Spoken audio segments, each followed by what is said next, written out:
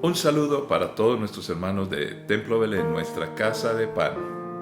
Este es un espacio donde podemos compartir alrededor de la palabra de Dios. Podemos crecer, podemos madurar, podemos pedirle al Señor por nuestras necesidades, pero lo más importante, tenemos claridad de quién es Él y hacia dónde vamos con nuestra vida. Él ha sido bueno, su misericordia nos ha acompañado desde siempre y nos acompaña para siempre. Padre, gracias por cada uno de nuestros hermanos, gracias por cada una de las personas, Señor, que en este espacio tienen cabida para poder reunirnos, para poder tener la mejor excusa de todas, tu amor que nos convoca. Somos hijos tuyos, oh Dios, por causa de Jesucristo. Ahora estamos en una familia donde somos hermanos. Te pedimos por cada uno, por el que está enfermo, para que restaures y sanes, como ya lo has hecho. Hemos orado por milagros y han sucedido, por tu gracia y misericordia, Señor.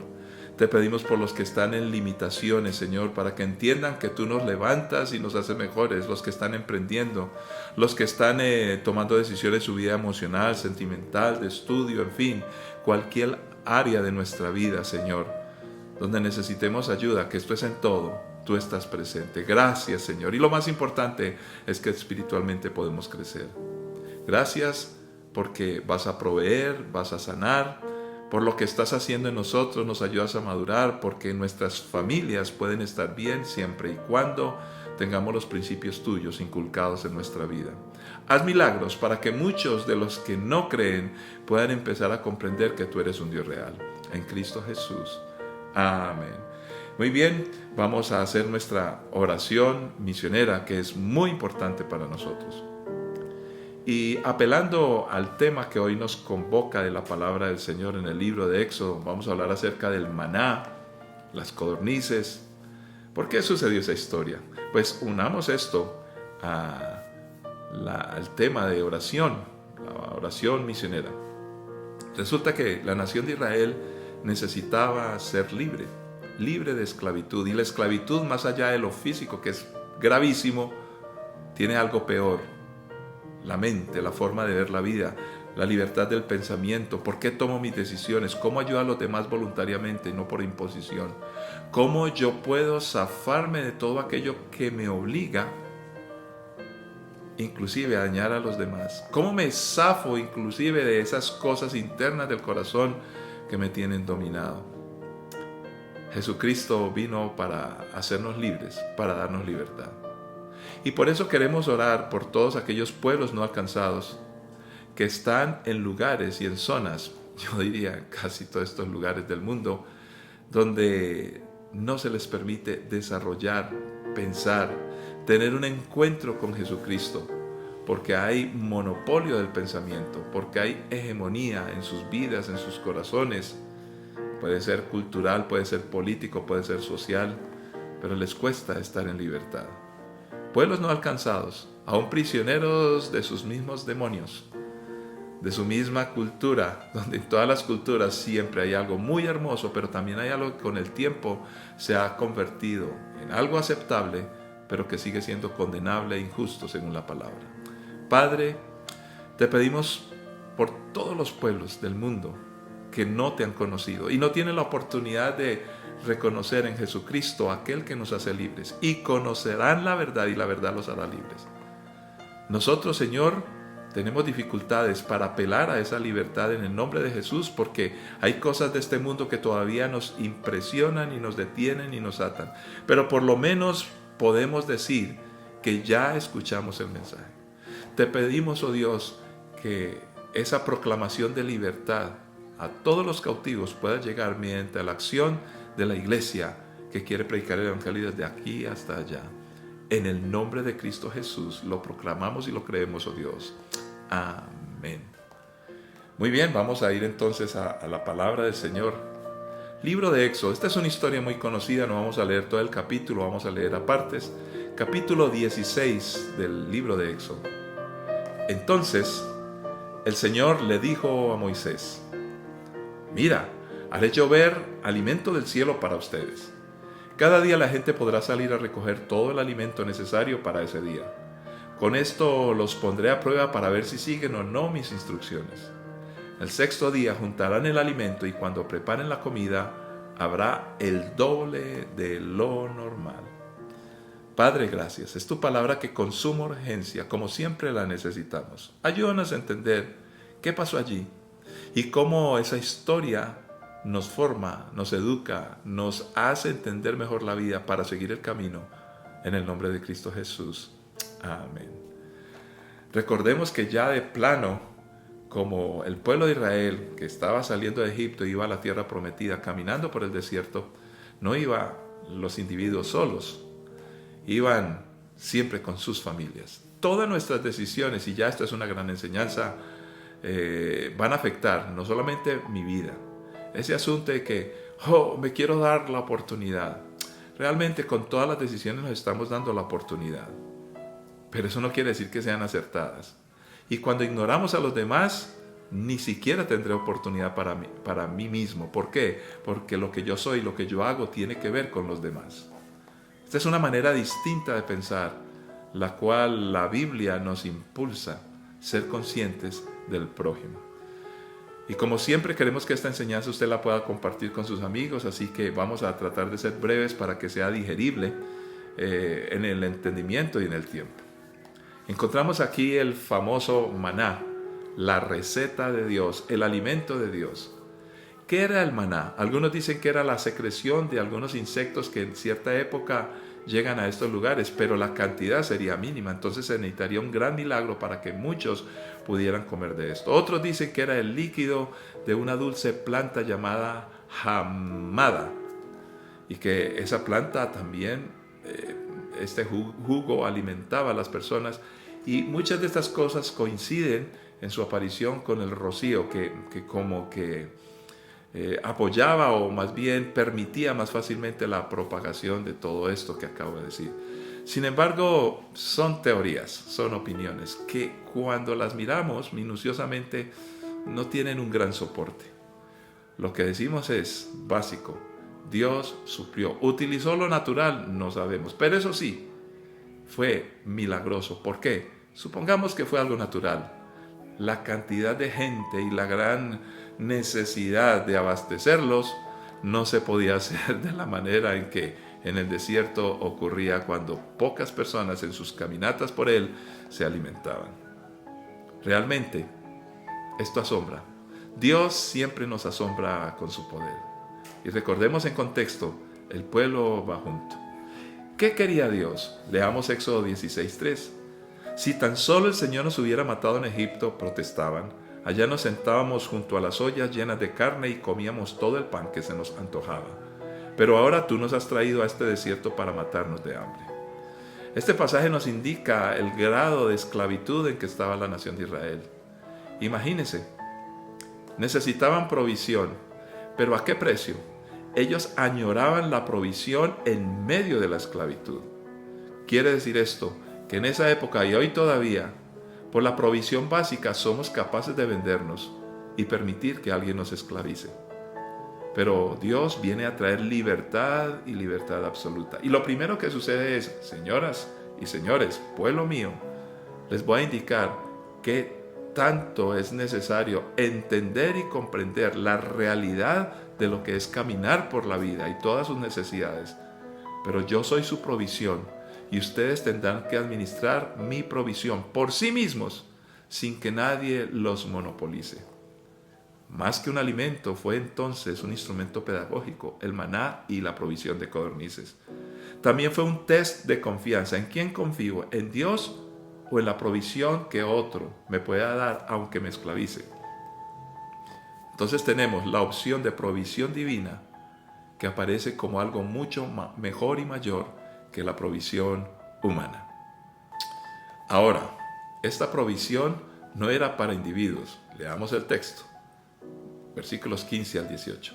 Los israelitas quedaron perplejos al ver eso y se preguntaban unos a otros, ¿qué es esto? Porque no tenían idea de lo que era. Entonces Moisés le dijo, ese es el pan que el Señor les da para comer. Estas son las instrucciones del Señor. Cada grupo familiar juntará todo lo que necesite. Recojan 2 kilos por cada persona en su carpa.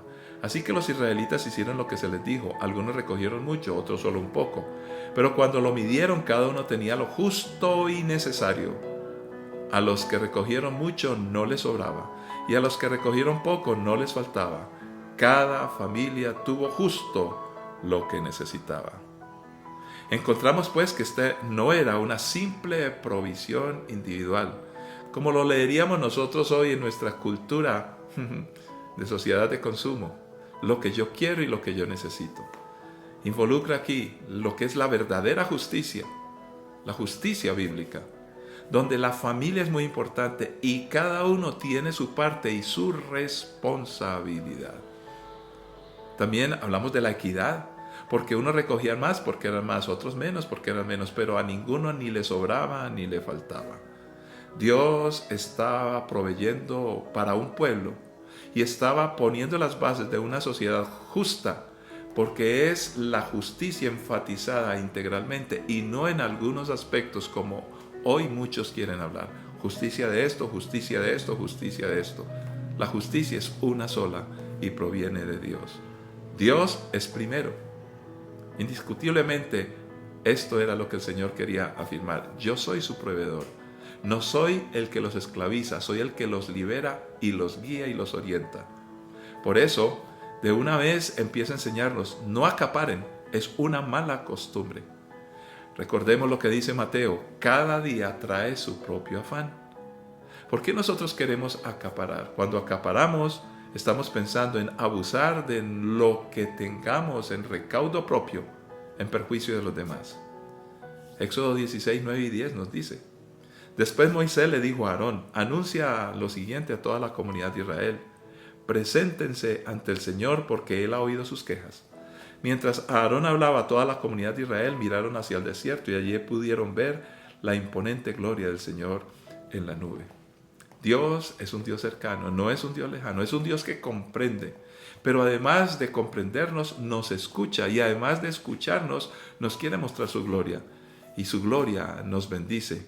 Pero aparece su gloria con el indicativo claro, estoy con ustedes, no los abandono, los voy a guiar. Por eso nos lleva a cosas como consecuencias positivas. Cuando tú no tienes y sientes que las cosas pocas que sí tienes se te salen, se te pierden y todo, nada rinde, miremos esto, Éxodo 16, 24 al 26. Entonces ellos dejaron un poco aparte para el día siguiente, tal como Moisés había ordenado. Al otro día la comida sobrante estaba buena y saludable, sin gusanos ni mal olor. Así que Moisés dijo, coman este alimento hoy porque es el día de descanso dedicado al Señor. Hoy no habrá alimento en el campo para recoger. Durante 6 días se les permite recoger alimento, pero el 7º día es el día de descanso. Ese día no habrá alimento en el campo. ¿Qué quería enseñar el Señor allí? Recuerden, era el maná y también con las codornices pasaba lo mismo. Sencillamente Dios quería mostrarles, cuando hacen las cosas conmigo y como yo les digo, les va a rendir. ¿Cómo hacemos? Nosotros buscamos muchas veces el mejor banco, el mejor CDT, la mejor inversión para que nos rinda el dinero. El rendimiento del dinero no tiene que ver con él mismo o en sí mismo. No tiene que ver con acaparar, no tiene que ver con el poder que yo acumulo. Tiene que ver con la confianza que yo tengo. Cuando yo pongo a Dios en primer lugar, nada será imposible. Al contrario, todo va a rendir porque la provisión de Dios rinde. Y recuerdo esto. Hace muchos años alguien me dijo, pastor, estoy en la universidad, me iba muy bien el colegio, pero ahora siento que ni siquiera como esa capacidad de estudio que yo tenía me está alcanzando. Por eso no he podido asistir los domingos, por eso estoy, pero es mientras estudio. Le dije, mira, prueba, aprende de Dios, con Dios rinde. Así como 6 días tienes para estudiar, nunca te olvides que Dios es primero y saca tiempo para adorar a Dios junto con tus hermanos. La persona me miró con algo de escepticismo porque decía, pastor, es que si usted supiera cómo está yendo de mal. Yo le dije, prueba. Y probó. Y después de un tiempo me dice, pastor, increíblemente, los 6 días que yo administro me rinden mucho más que si estudiara los 7 días. Y por eso es que diezmamos y ofrendamos, porque yo prefiero el 90% que yo administro con la bendición de Dios que un 100% sin la presencia de Dios. Por eso confiamos y le creemos. Ahora llegamos a una conclusión preciosa. Éxodo 16, 33 al 35. Entonces Moisés le dijo a Aarón: toma una vasija y llénala con 2 kilos de maná. Después colócala en un lugar sagrado delante del Señor, a fin de conservarlo para todas las generaciones futuras. Así que Aarón hizo tal como el Señor le ordenó a Moisés. Posteriormente lo colocó dentro del arca del pacto, frente a las tablas de piedra grabadas en las condiciones del pacto. Y los israelitas comieron maná durante 40 años, hasta que llegaron a la tierra donde se establecerían. Comieron maná hasta que llegaron a la frontera de la tierra de Canaán. ¡Oh, qué hermosa historia! ¿Saben una cosa? Esto de guardar y preservar un maná que nunca se dañó y que lo pusieron en una vasija y se preservaba, era no para comer, era para mostrar el testimonio. El valor del testimonio, la provisión de Dios es un testimonio fehaciente, permanente en el tiempo, que nos marca la dinámica de Dios. Nos quiere bendecir, apoyar. Dios es nuestro proveedor. Maldito el hombre que confía en el hombre. Confiar en Dios es confiar en que te dio talento, capacidad de pensamiento, de emprendimiento, de confianza. Lo que tú hagas, que Dios te permitió, los talentos, las capacidades, la inteligencia, adminístralo, Dios te lo entregó. Y si lo utilizas buscando su dirección, pues en esa mayordomía, porque algunos interpretan que cuando Dios es mi provisión y mi ayuda es que yo no hago nada. No, al contrario, ya me dio elementos, pero yo los uso conforme su gracia, su amor y su dirección. Entonces atravesaré el futuro, el desierto, siempre llegaremos a la tierra prometida y todo será una bendición y descubriremos en el final, o al final, entendiendo lo que dice la palabra, que la provisión de Dios también está para algo más importante, no solamente alimentar nuestra vida física, ni nuestros sueñitos que tenemos en la vida, sino para formar nuestro carácter de manera personal, indiscutiblemente, como lo hizo con Moisés y su pueblo, de manera familiar, porque nuestra familia necesita tener carácter para vivir la vida. Por eso lo que tú seas, lo que tú hagas, lo que tú decidas, afecta a tu familia. Pero cuando tenemos personas y familias formadas con carácter, con entendimiento y con capacidad de proveer, de tomar decisiones, de no depender de nada, ni de sistemas de este mundo, aunque nos sometemos a los gobiernos, sometemos a las leyes, pero nuestra capacidad debe caminar intacta. Ese es el pensamiento cristiano. Se forma una familia y personas capaces, entonces tendremos una sociedad emprendedora. Y quiero terminar con esta ilustración. Me da tristeza que nuestra cultura paisa ha perdido algunos de los valores. Y yo recuerdo mi abuelo, que no es de esta región de Antioquia. Él decía, cuando era joven, hacía negocios con la gente y la palabra valía mucho. Y yo recuerdo esa frase, decía, le vendo el burro, pero chan con chan. O sea, aquí se lo entrego, pero págueme. Y eso de pagar, eso era sagrado. ¿Por qué es sagrado? El cumplimiento viene de Dios. La pujanza paisa, ya en nuestro caso, en la región, cuando alguien daba la palabra, yo recuerdo que hace muchos años compramos una propiedad como Templo Belén, en Bello, estamos hablando de bastantes años cuando la iglesia fue fundada. Y un señor que tenía la propiedad muy cercana al parque, ya dijo, se las vendo a ustedes, a las asambleas de Dios. Y llegaron ricos y poderosos, creo que hasta los dueños de Fabricato, y le dijeron, queremos ese local o esa propiedad. Y él dijo, yo ya di mi palabra. La palabra vale. ¿Por qué nuestros pueblos han perdido la palabra? Porque hay degradación, porque hay cosas inconcebibles que hoy están sucediendo. Porque los valores que deberían de estar, primero en individuos, luego en familia, ahora no están en la sociedad. El problema es que si el individuo se desconecta de Dios, se pierde todo.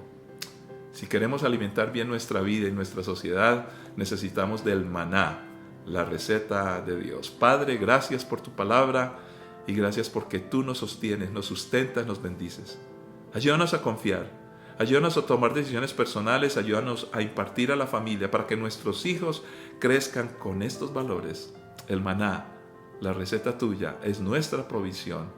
Las codornices provienen de ti, Señor. Tú nos das, nosotros administramos, pero también mantenemos el testimonio de tanta evidencia que nos demuestra que tú estás con nosotros y con las generaciones que vienen en Cristo Jesús. Amén. Dios está formando nuestro carácter. Ánimo y adelante, nos encontramos en una próxima ocasión.